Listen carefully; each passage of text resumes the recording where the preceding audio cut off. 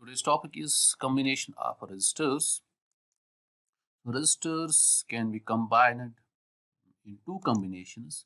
The first one is called as series combination. So the resistors connected between 2 points are said to be in series if there is only single path through which we can proceed from one point to another point through these resistors. For example, these three resistors R1, R2 and R3, they are connected between these 2 points, this point and this point.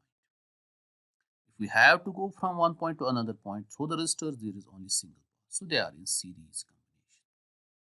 So we apply potential difference V between these 2 points by connecting a battery across them.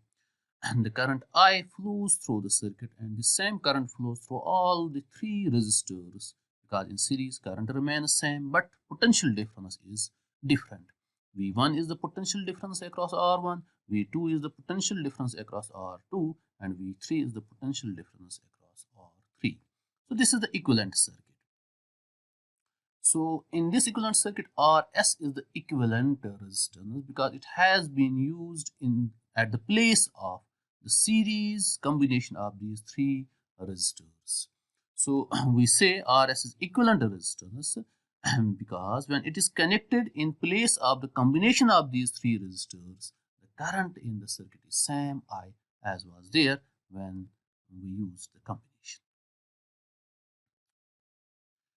From figure we see that V is equal to V1 plus V2 plus V3 because V is the source of voltage and V1, V2 and V3 are the sinks of the voltage. So if I is the current in the circuit, then by using Ohm's law, V is equal to IR, we can write down V1 is equal to IR1. It is the Ohm's law for resistor R1, and V1 is potential difference across resistor R1. I is the current through resistor R1, and R1 is the resistance of the resistor R1. This is Ohm's law for R2, this is for R3, and this is for equivalent resistance Rs because V is the applied potential or potential difference across Rs. I is the current through the circuit and Rs is the equivalent resistance. Using an equation first we get IRS plus IR1 plus IR2 plus IR3. Taking I common, it cancels out with this I, so we get Rs is equal to R1 plus R2 plus R3.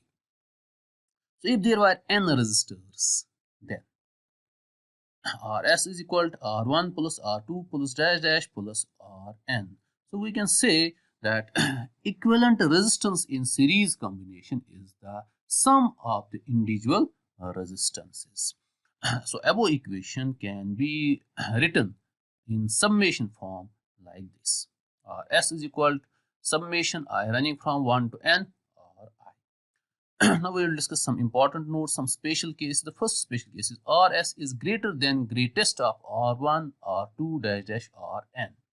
So the Rs, the value of the Rs is greater than the greatest of these resistances.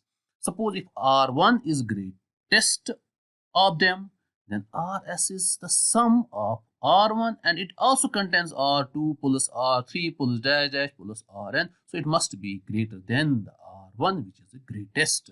So Rs is always greater than the greatest. Then we have second special case. To increase net resistance we use series combination because equivalent resistance is greater than the greatest of the individual resistances.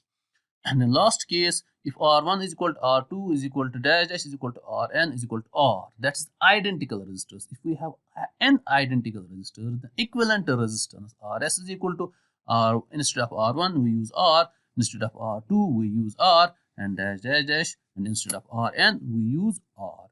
And this R is n times, so that's equal to nR. So we can say that Rs is equal to nR.